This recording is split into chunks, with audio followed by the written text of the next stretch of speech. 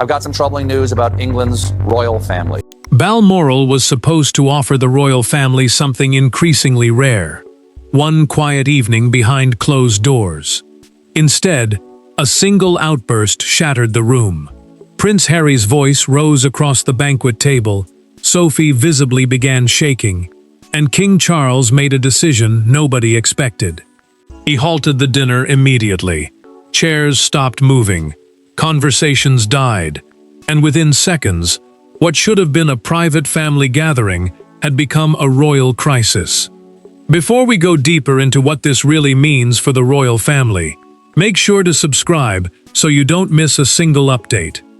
Charles had hoped the private Balmoral banquet would calm months of bitterness, not ignite another fracture.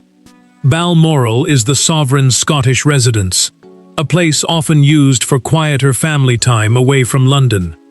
That mattered because Harry had arrived carrying resentment over how decisions around him were being made, while Sophie entered expecting restraint, courtesy, and perhaps the first signs of peace. The king believed dinner might lower the temperature. Instead, every unspoken grievance seemed to sit at the table with them. Harry held himself together until Sophie challenged one accusation about the family. His answer came fast, then louder. She tried to respond, but he cut across her, accusing her of helping shape Charles's private decisions against him. Sophie gripped the edge of her chair as her hands began to shake. Prince Edward moved closer immediately, anger tightening his voice, yet he resisted answering Harry with the same force. He knew one more raised voice could turn a painful exchange into something worse. Charles watched his son without speaking. Then the monarch placed his napkin beside an untouched plate and rose. Enough. The word ended everything. He ordered the Balmoral banquet halted and told everyone to leave the table. No debate followed. Sophie remained frozen before Edward guided her away, while Harry stayed seated, stunned that his father had stopped the evening because of what had happened. Yet the most troubling detail was not the shouting itself. Harry had referred to a private conversation involving Sophie before dinner, suggesting he believed she had influenced Charles against him.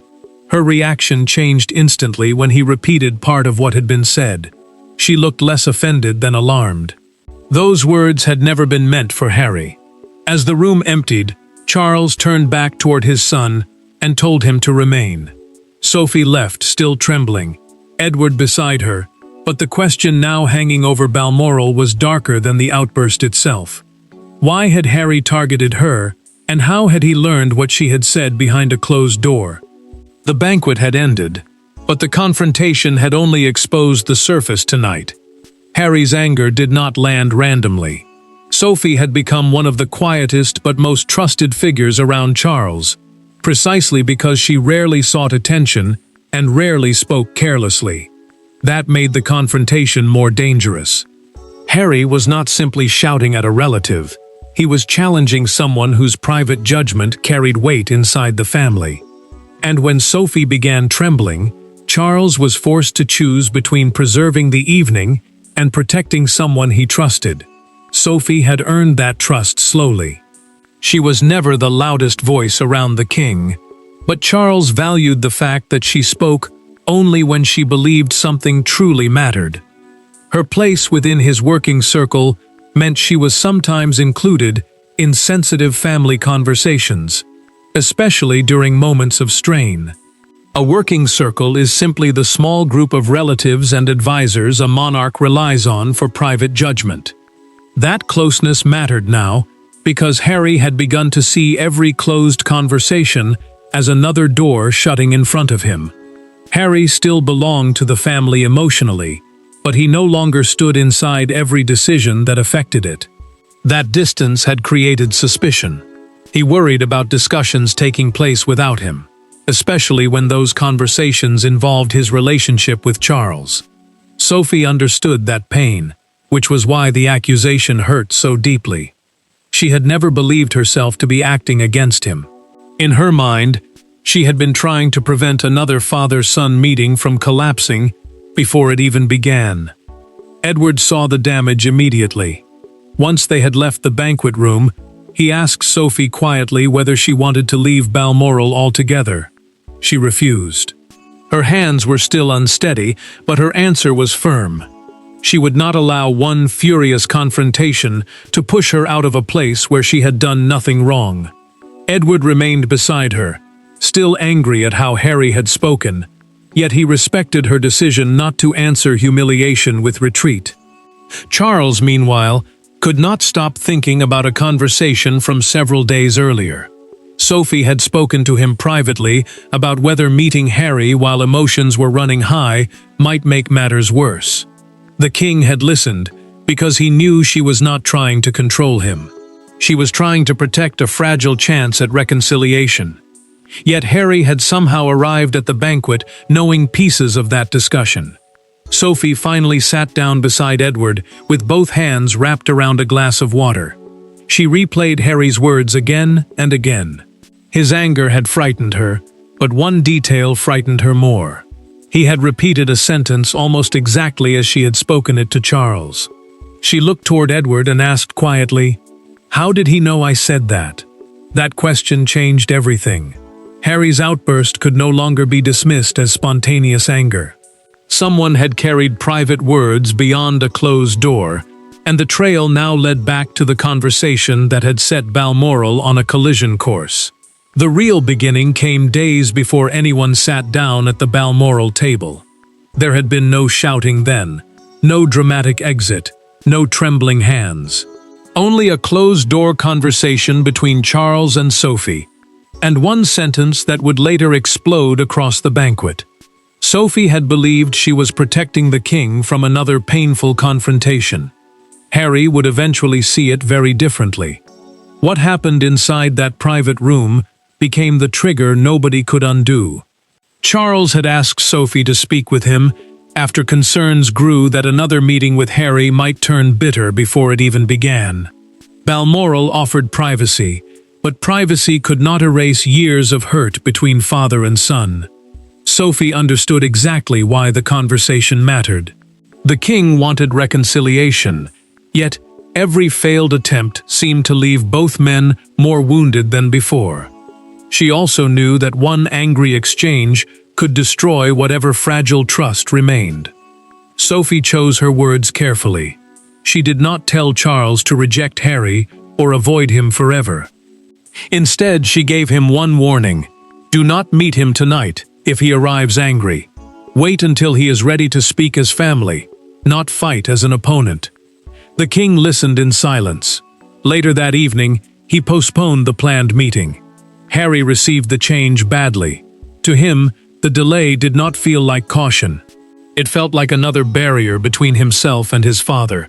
Harry's frustration deepened when he learned Sophie had advised Charles before the decision was made. He began to believe she had moved beyond offering support and had quietly inserted herself into a relationship that was already painfully damaged. Sophie would later be devastated by that interpretation. She had wanted to protect the possibility of reconciliation, not control it. Yet, intent no longer mattered once Harry believed somebody else was deciding when he could reach his own father. Charles sensed the danger almost immediately. When word reached him that Harry was furious about the postponed meeting, he removed his glasses and turned toward Sophie. His question was simple. Had anyone else heard what they discussed? She answered without hesitation, no. The king went silent, because that answer created a much darker possibility. Someone had repeated not only the existence of the conversation, but nearly the exact language she had used. Harry carried those words with him for days. By the time he entered the Balmoral banquet, resentment had hardened into certainty. He no longer saw Sophie as a relative trying to prevent another painful fight. He saw her as part of the force keeping him outside. So when Harry finally faced Sophie across the banquet table, he was carrying days of anger. And she had no idea he already knew the sentence spoken behind that closed door. The confrontation began with a sentence so controlled that nobody initially recognized the danger. Harry looked toward Sophie and asked why she had advised Charles not to see him. Sophie froze. Charles immediately understood what had happened. Something private had escaped. Then Harry repeated her words almost exactly. The atmosphere changed instantly. Sophie tried to explain. Harry refused to accept it, and within moments, a tense family dinner became a face-to-face reckoning nobody could contain. Charles had spent the first part of the banquet steering the conversation toward harmless family subjects, hoping nobody would reopen the tension surrounding the postponed meeting. The Balmoral Banquet was a private family dinner, rather than a public royal event, which made what happened next even more personal. Sophie answered politely when spoken to. Edward stayed close beside her. Harry remained restrained at first, but the silence around the real issue only seemed to sharpen his frustration. Harry finally turned toward Sophie and asked the question directly. Why had she told his father not to meet him? She paused before answering, because the wording alone proved that something confidential had traveled beyond the room where it was spoken. Sophie explained that she had advised delay only because both father and son had been angry. She believed another heated meeting would deepen the damage rather than repair it. Harry heard something very different. To him, she had helped decide when he was allowed to speak to Charles. Sophie tried to remain calm as his voice rose. She told Harry that she had never tried to keep him away from the king and had never claimed authority over their relationship. Edward watched her composure begin to weaken and moved closer, but he did not interrupt. Harry kept pressing. He accused her of becoming another person standing between him and his father. She answered once more, quietly, but he was no longer listening. Harry then repeated the sentence that changed everything. Wait until he is ready to speak as family, not fight as an opponent. Sophie pushed her chair back sharply. Her hands were trembling now. That conversation was not yours to hear, she said. Charles reacted immediately. He demanded to know who had given Harry those words. The prince refused to answer. That refusal transformed the argument. The king was no longer dealing only with an angry son. He was confronting proof that private family conversations were being carried outside the rooms where they belonged. Harry continued arguing, but Charles had heard enough. The monarch rose and ended the banquet. Sophie remained shaken beside Edward, as everyone was told to leave. Charles had stopped the confrontation, but stopping Harry was only the immediate problem. Someone had broken trust inside Balmoral, and now the king had to decide who would control what happened next. Charles did not shout. That made the moment heavier. After ordering the banquet ended, he remained standing, while Harry stayed behind. Sophie had already left the room, Edward beside her, but the king had seen enough. The problem was no longer simply Harry's anger. It was the damage caused by directing that anger at someone who had trusted the privacy of the family circle. Charles now faced an impossible choice between paternal instinct and royal responsibility. Charles knew the decision belonged to him alone. The remaining Balmoral schedule was private family time, meaning he could decide who attended meals, meetings, and conversations without turning the matter into a public royal action. That distinction mattered because the king was not trying to punish disagreement. He had tolerated anger before. What he could not accept was intimidation directed at Sophie after she had spoken in confidence and then watched her private words thrown back at her across the table. Harry refused to accept that distinction. He told Charles that Sophie had involved herself in something that should have remained between father and son. The king answered that she had tried to protect their conversation, not prevent it. Harry pushed back again, insisting nobody should decide when he was ready to speak to his own father. Charles listened, but his expression hardened. To him, this was exactly the problem. Every boundary was being interpreted as rejection, every act of caution as betrayal. Charles finally said what Harry did not want to hear. Reconciliation could not happen, while every attempt to calm a situation was treated like an attack. The words hurt, because they stripped away the argument about Sophie and exposed something deeper. Harry wanted access, understanding, and recognition. The king wanted those things too, but not at the cost of fear inside the family. Sophie had left shaking. That fact could not be explained away.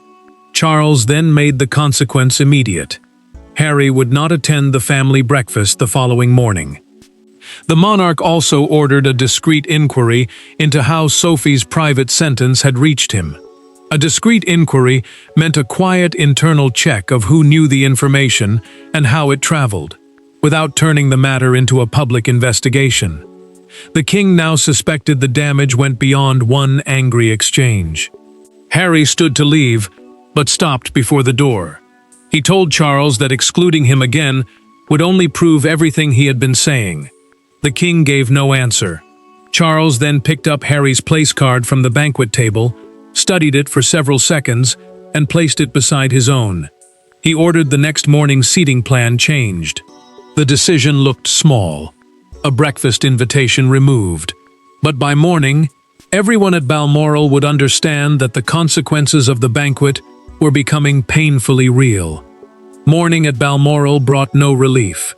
The banquet room had been cleared, but the emotional wreckage remained. Harry was absent from breakfast. Sophie arrived late and visibly composed herself before entering. Charles barely touched his food. Nobody needed an announcement explaining what had changed. One chair was empty because of the king's decision, and another person at the table was still carrying the physical shock of what had happened hours earlier. Charles kept the morning gathering deliberately small. Staff quietly adjusted the schedule, removing anything that might force another tense encounter before emotions had settled. A private family schedule is simply the closed program of meals and meetings arranged for relatives away from public duties, and changing it sent a clear message inside Balmoral. Harry was informed that he would not attend breakfast, and that the king would decide later whether another meeting would happen. Sophie hesitated before entering. She told Edward she did not want everyone studying her face, trying to decide whether she was still frightened. He reminded her that she had nothing to be ashamed of. She nodded, but the strain remained. Harry's raised voice was one wound. Knowing he had repeated words from a confidential conversation was another. Edward stayed close, careful not to make her feel watched while refusing to leave her isolated. Charles carried his own guilt. He had invited Harry into Balmoral hoping private time might reopen a path between father and son. Instead, Sophie had become the focus of an anger that had been building long before the banquet. The king understood that his wish for reconciliation had created the setting in which she was hurt. That knowledge made the silence at breakfast heavier than any argument. Charles then received a discreet update from an aide. Only a tiny number of people could have known the exact wording Harry repeated after Sophie's private conversation. The internal check had already narrowed the possible source. The king said little, but the discovery confirmed his fear that trust had been broken somewhere close to him. Harry, meanwhile, sent a short handwritten message asking for a private meeting. He did not ask for a public apology or demand immediate restoration to the schedule. He wanted to explain why he had lost control, and why Sophie's words had affected him so deeply. Sophie made the next decision herself. She stopped Charles in a corridor, steadied her voice, and said, "Please don't send him away because of me, but I need him to hear me once, without an audience." For the first time since the banquet, the next move no longer belonged to Charles. It belonged to the woman Harry had left shaking. There were no aides, no formal table, and no king between them. Sophie entered the private sitting room knowing she could have avoided Harry completely. Instead, she chose the harder path. Harry was already waiting. For several seconds, neither spoke. The fury of the banquet had disappeared, leaving something far less dramatic and far more uncomfortable. Two people forced to confront the damage directly. Sophie had one question, and Harry finally had nowhere to hide from it. Sophie had asked Charles for this meeting before any decision was made about whether Harry should leave Balmoral early. A private sitting room meant exactly that here. No officials, no advisors, no institutional buffer between two relatives who needed to speak plainly. Harry agreed, because he understood the stakes. If he refused her now, the confrontation would harden into something permanent. If he listened, there was still a narrow chance to stop one terrible night from defining everything that followed. Sophie spoke first. She told Harry that his raised voice had frightened her, but fear was not the deepest wound. What hurt more was hearing her confidential words used as proof that she had betrayed him. She reminded him that she had never asked Charles to reject him. She had urged caution, because father and son were already carrying too much anger into the same room. Harry listened, without interrupting this time, and that silence mattered. Harry finally admitted what had been building inside him. He had entered the banquet already convinced that everyone around Charles was helping keep him at a distance. Every postponed conversation felt like another locked door. Every warning sounded like another judgment. Then came the revelation Sophie had needed to hear. He had not received her words directly from her conversation. Someone who later heard Charles discuss her advice had repeated the wording to him. Sophie absorbed that quietly. The breach still existed, but its shape had changed. Harry had been wrong to treat her as the source. He lowered his eyes and said, "I should never have spoken to you like that." Sophie answered without softening the truth. "No, you shouldn't have. But that doesn't mean this has to end with hatred." Harry accepted that. He apologized for frightening her and for turning suspicion into accusation. Sophie accepted the apology, but she refused to excuse what happened. Then she gave him the harder message. Sophie told Harry that the apology Charles needed would be different. He had to stop treating every boundary as an attack before father and son could speak honestly again. The private apology changed the emotional temperature inside Balmoral. But beyond those walls, the cancelled banquet was becoming impossible to contain. By the following day, the private crisis was no longer private. The cancelled Balmoral banquet had left enough disruption for questions to spread beyond the estate. Then came the headline that transformed a family argument into a public spectacle. Harry's outburst, Sophie's reaction, Charles ending the evening. The monarchy had survived far greater scandals, but this story struck differently because the central image was painfully human. A frightened woman, an angry prince, and a father stopping dinner.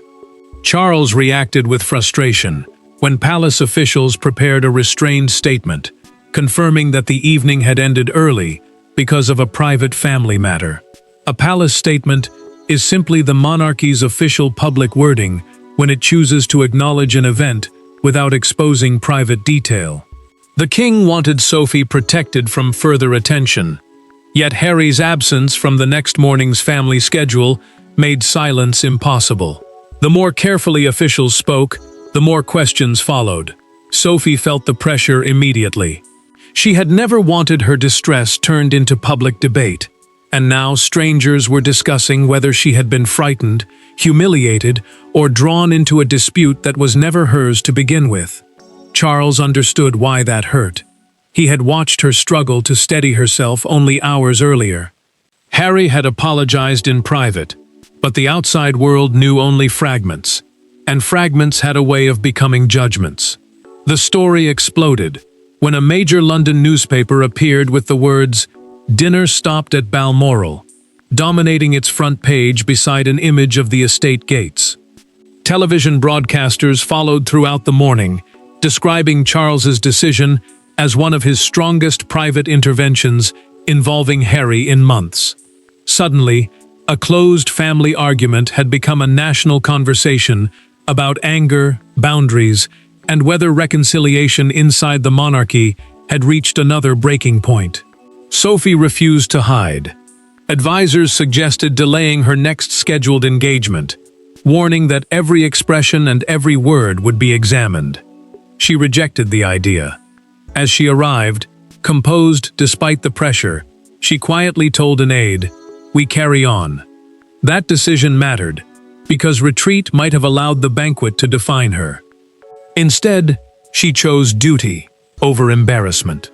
Charles also allowed palace messaging to emphasize one crucial detail. Harry had apologized privately. That changed the tone. The story was no longer simply about an uncontrolled rupture. It became a story about consequence and accountability. Yet one decision remained. Charles still had to determine whether that apology was enough to reopen the father-son conversation postponed days earlier. Public judgment had arrived, but the verdict that truly mattered remained behind Balmoral's doors, between a father, a son, and the woman whose courage had forced both to confront what happened. The final act did not come with another explosion. It came with a closed door and a conversation Charles had postponed days earlier. Harry entered differently this time.